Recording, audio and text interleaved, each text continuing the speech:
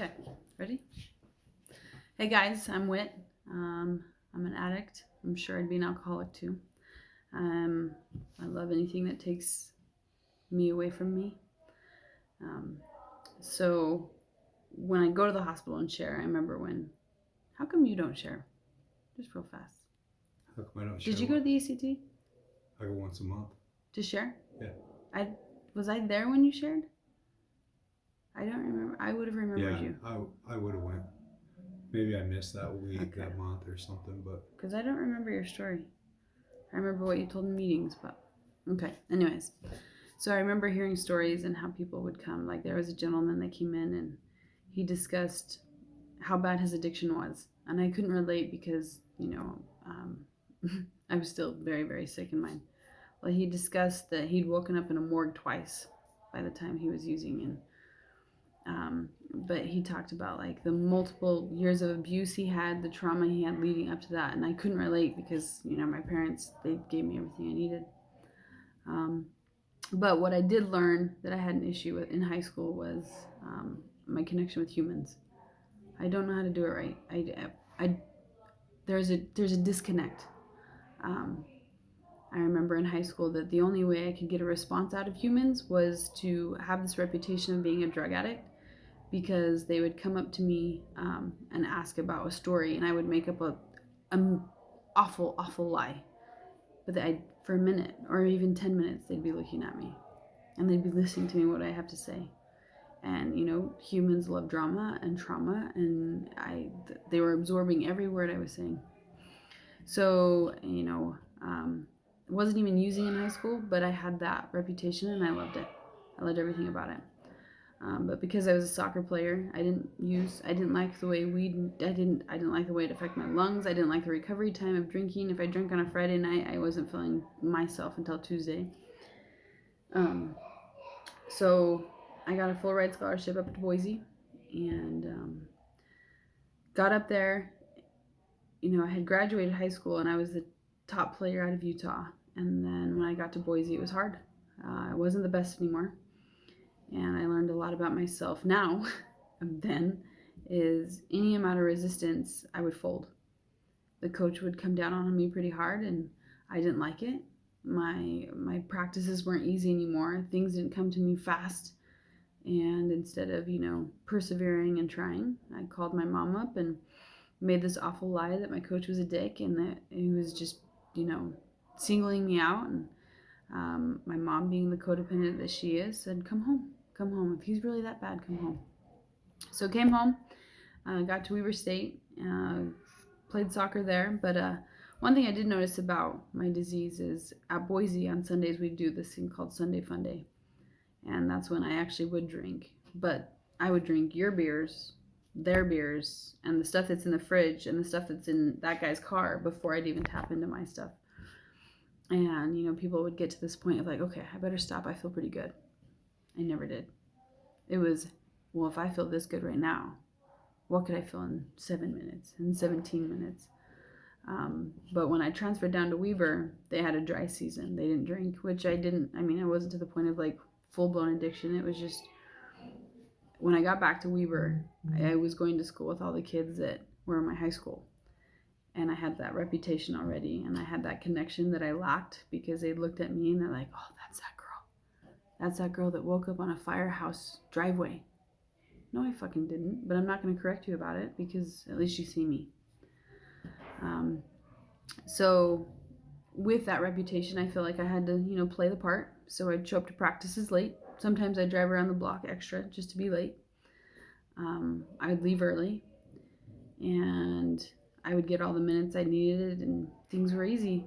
And so I flourished in an easy environment until this girl came, and she was from California, and she was a freshman. I was a senior. I was 0.0 GPA. I didn't go to school.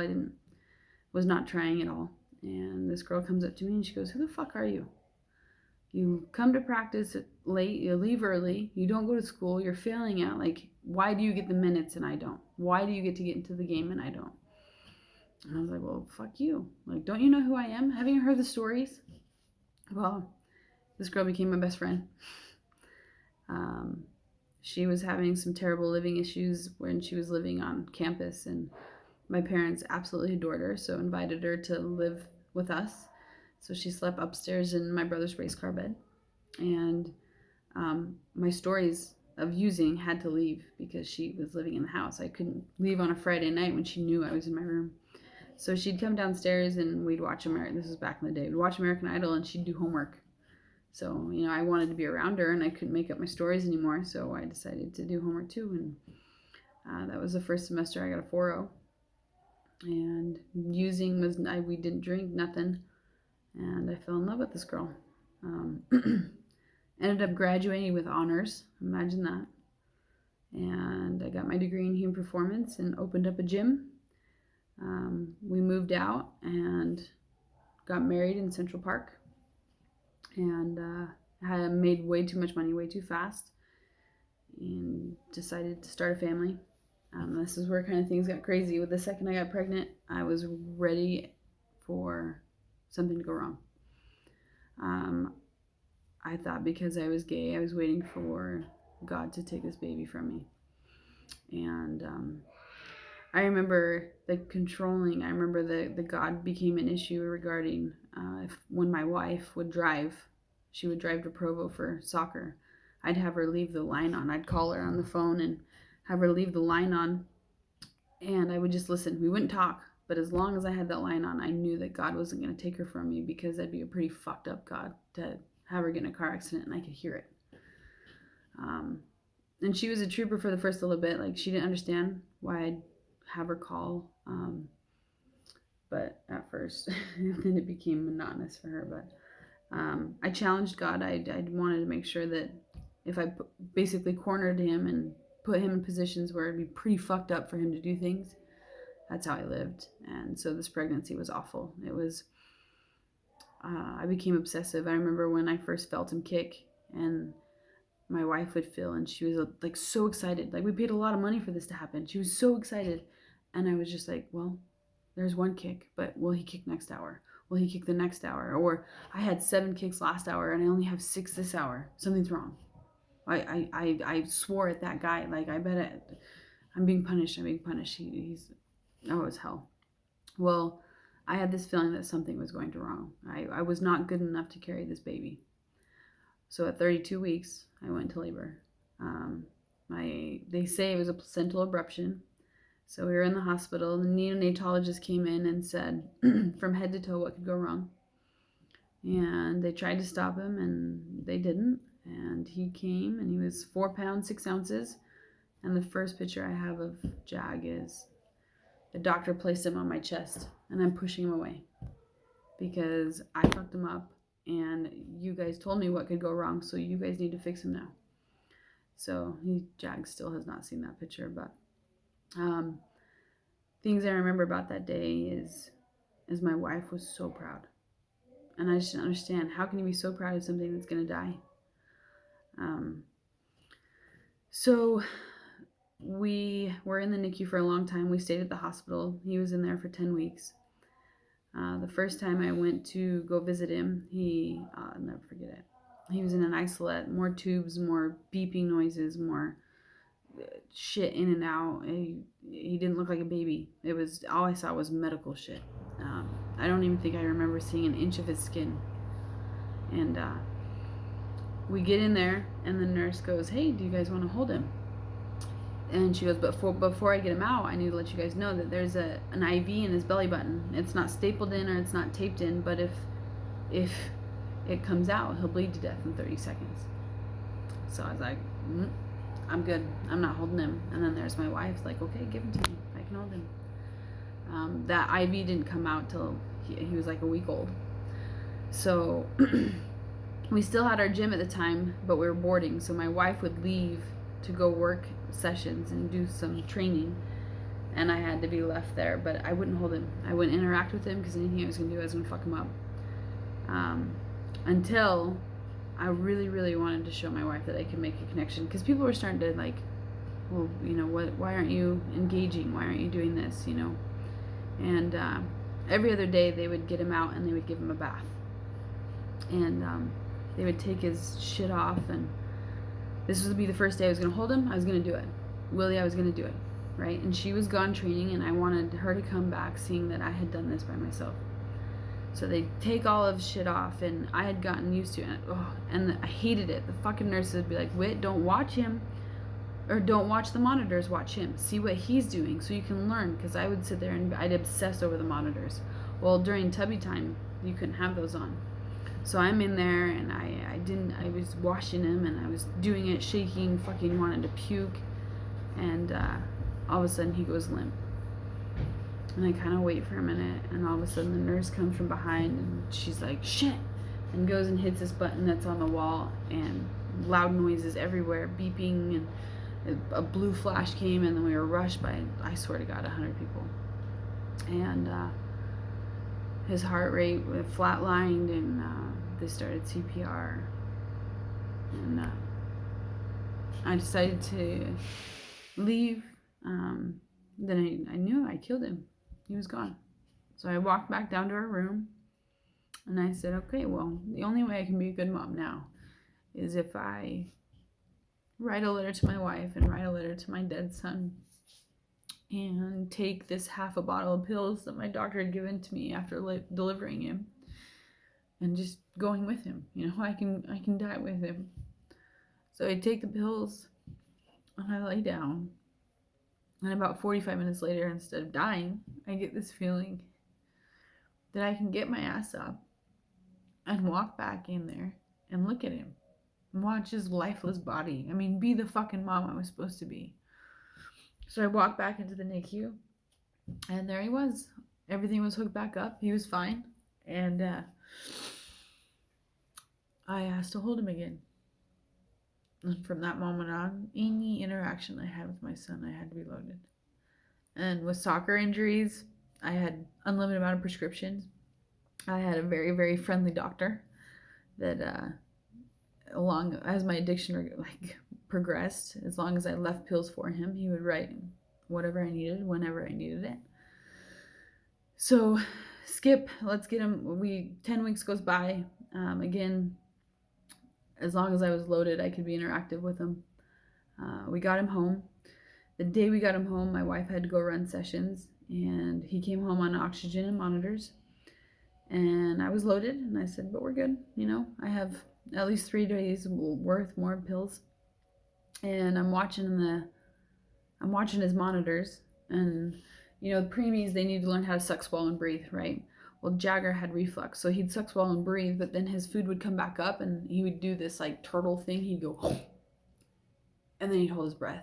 But he didn't have the brain maturity to start breathing again. And the nurses told us to watch to see if he could bring himself back, because if he can't, then maybe he's not ready to go home. So I'm watching. He does the turtle thing, and I'm watching, and they say not to stimulate him, because if he does it in the middle of the night and you are not there to stimulate him, then that's it. That's the end of his story. I'm watching, and then I let his heart rate get below 30, and I stimulate him, and he doesn't come back. So I start CPR, have to call 911, and he earned himself, the ambulance came, and he earned himself three more weeks in the NICU. At that point, I completely washed my hands of him. I thought that anytime I was with him, anytime I interact with him, I was going to fuck him up. Marriage became very rocky when we got him home. I wouldn't do anything for him. I wouldn't feed him.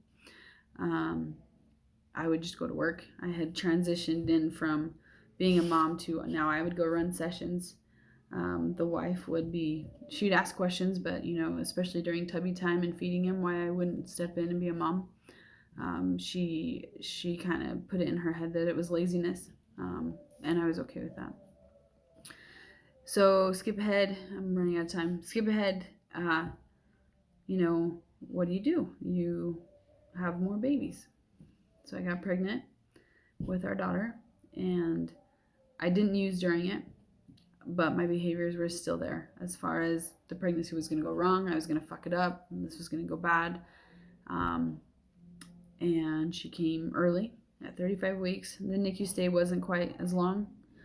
And me and the God issue got even heavier. And the second she came, I knew exactly what to do and how to interact, and that's as long as I had pills. Marriage was super rocky at this point. I didn't interact with either of the two kids. I would just work my ass off, come home, take pills, go to bed. We had leftover sperm and eggs, and so I didn't want more kids because I had to get sober for it, and I didn't want to. So she said she'd carry, and this got to the point where I didn't get any sober time, so I was full-blown withdrawals. I was taking 4 to 5 30 milligrams of oxys every 3 to 4 hours, and that was just to not get sick. So the only way I would get that 15-minute of courage was if I took Ambien. But I would take a full bottle of Ambien once a month, so I had a really good 15 minutes every month. That was about it. That was my life.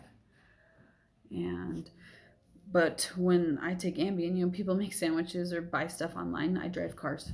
So I drove my car into a pole, woke up at Davis Hospital, the ER. My mom was next to me, and she's telling me that I was 4 inches away. If I was 4 inches over, I'd be dead. And my response to her was, where's my backpack? Because in my backpack are my pills, and I was getting sick. My next question for her was, where is my wife? Wife comes in and says, hey, guess what? If you don't go to treatment, I'm going to take the kids and I'm going to get a divorce. So August 22nd was my last day of use. I checked into treatment August 23rd, and that's when shit really hit the fan. I detoxed for 2 days. My first day of treatment was the 24th, and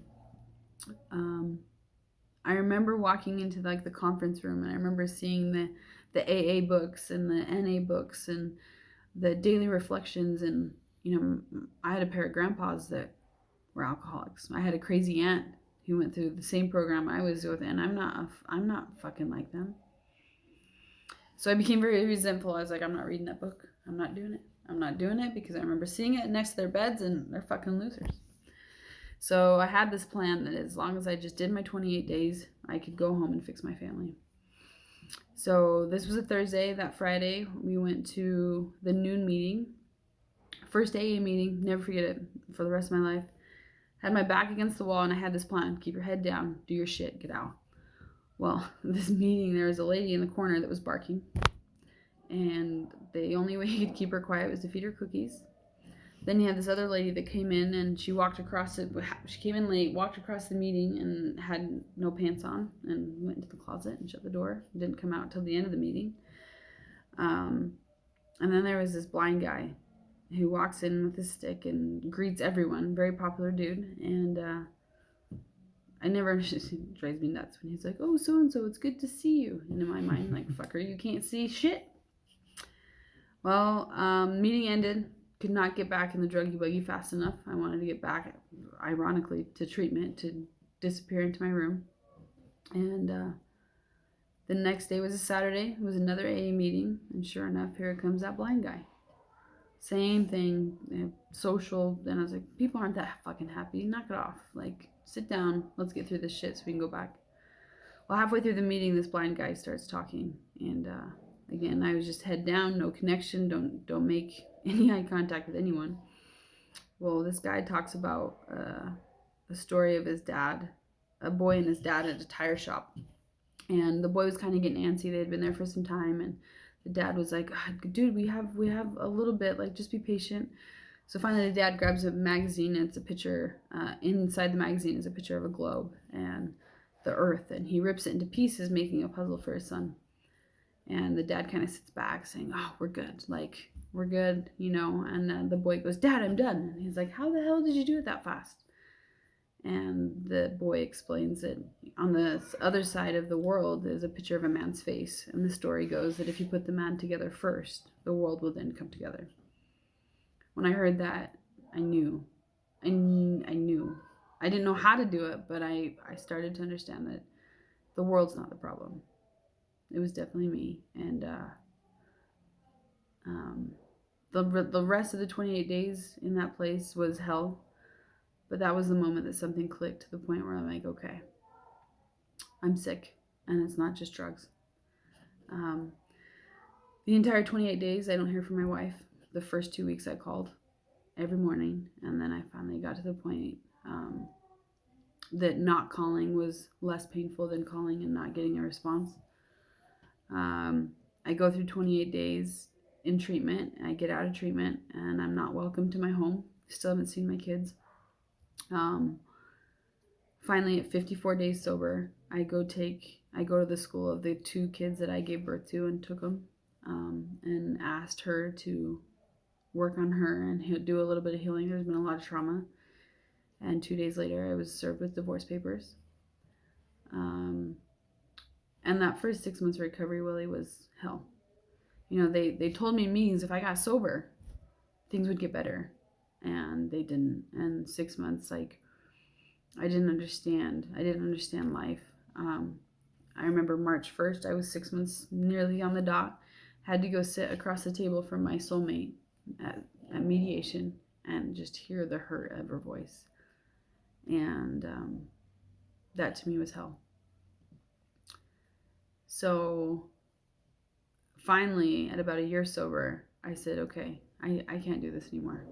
I had my 2 kids back, and I'm telling you that first 30 days that I had them back, Willie, I had to give them a bath. I had to do my daughter's hair. People talk about triggers, driving past bars, driving past gas stations they used to buy their booze at. My trigger are my kids. Even hearing that water turn on, I wanted to get loaded so fast because I was going to fuck them up. Somehow I was going to do something so bad to those kids and that I wasn't good enough. But I had no one else at the house. That if they didn't take tubs, if they didn't get clean, it wasn't going to be good. My gosh, it was hell. So anyways, at a year, I went to a counselor and I said, here's the deal. If this is what sobriety is all about, I don't want it. But I don't want to use it. So I was in a really, really, really weird spot. I didn't want to die, but I didn't know how to live. It's tricky. And I feel like that's the epitome. That is the definition of suffering. And so he told me to read this book. And I haven't done the 12 steps at this point. But he's like, it's a simpler approach. There's only 4 things you have to worry about. So the book's called 4 Agreements. And the first agreement is be impeccable with your word. I had to Google what impeccable meant. And then I realized that 99% of the shit that came out of my mouth, even in recovery, my first year of recovery, was all lies. I mean, simple shit. I remember calling my mom and telling her that I had gotten my job back at teaching at Morgan. I said, Mom, they hired me back. Like, they forgave me. And then I have to, add sugar on top. And they gave me a raise. No, they fucking didn't. It's just how fluid it comes. How I am sober, my brain should be fixed, but I am wired to make stories sweeter or to lessen blows of people's reaction. I hide facts of things, and I have to be impeccable. So I made a goal. I said, if it can't be 100% truth, I have to shut my mouth. So the first little bit, I didn't say a lot. I mean, there was people at meetings that are like, what's going on? And I was like, I'm lying. I have to make sure that anytime I open my mouth that it is impeccable. But then I also kind of developed a gratitude for being able to tell the truth, because the amount of effort it took me to tell the truth, I didn't think about the suffering I was going through, right? So, yeah. So the second agreement is to not take things personal. And I had gotten to the point of my addiction, the acceptance of, I'm an asshole. I almost used, I almost wrote on that as, I didn't take things personal because I knew I was a dick. And I didn't really care what you thought of me, until what really coincided with me is the good things I took personal. Your compliments, I allowed, let's see, how do I say this? If you gave me a compliment, I let it affect me way too much. Because what would happen if I came here on a Monday and you're like, wait, you're looking good, dude. Then I saw you on a Tuesday, and if you didn't give me that compliment, oh my God, what's wrong with me? I was so sick in my thinking that I just had to understand that the only opinion of me that mattered was me. And that one suffered. My opinion of me was not good. So I had to sit with that for a while. And I still do. I still have to make sure that no matter what you say to me, good or bad, I have to let it roll off my back. And unless if you say something to me that I can use, there was this story that I just read and it was amazing. We're all trees, right? What's the most important part of a tree? What would you say? What would be the most important part of a tree? First thing comes to mind is the roots. Okay, so that's what I was thinking. Well, we'll take it deeper. The soil that supports the roots, right?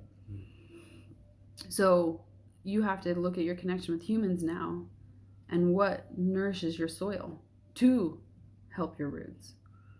And then that was it. That's the only way I can let whatever you say to me affect me. If it helps my soil, okay, I'll take it. So that's where I'm at now. And the cool thing about the 4 agreements is it just continues, right? So the 3rd agreement is assumptions. You cannot assume shit. And I remember saying this in meetings and being like, I can't assume that the light's going to turn green. Like I have to. No. This agreement right now is so prevalent in my life where I cannot have expectations. And then I would bring this up and they're like, well, what are goals? Like, aren't goals expectations? And I was like, no, like the only thing I can truly control in my life right now are my reactions to things. So, expectations. It's almost 7:30. I'm going to go home after this and hopefully I have dinner on the table, right? Kids' homework's done. Hopefully they already have been tubbies because me and tubbies, we don't get along. So what am I going to do when I walk through that door? And there's not dinner on the table. Okay, I already had the perfect night planned in my head. So the old me, I throw fits, fucking tantrums like a 2-year-old. 18 months sober. I do hard things in the morning. I do my daughter's hair. She's scary. She cries. It's awful. Well, I get the kids in the car. I have to drive them up to Morgan. And the whole morning was hell. But all I knew is I was going to be okay because I got my Coke Zero and my Pop-Tart. Kids are in the car, made it through the morning, we survived. Open the cupboard, reach in the Pop-Tart box. There's no fucking Pop-Tart. The girlfriend had taken the last Pop-Tart and left the box. I grabbed that thing and fucking threw it across the kitchen. And I grabbed my phone and I was about ready to rip her a new one. And then I was like, wait a minute. That pause. This is what they talked about. This is what people are saying. This is put my phone away. And I said, no, I can even do better. And pulled my phone out. I love you, babe. Have a good day.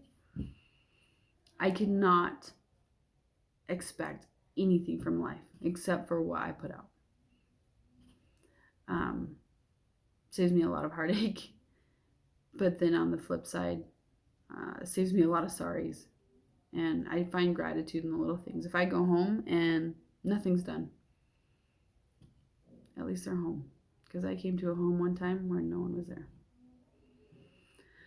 Then the 4th and final agreement was doing your best. And I remember my mom saying that when I was little, but I lost it. I didn't feel worthy enough to have a best.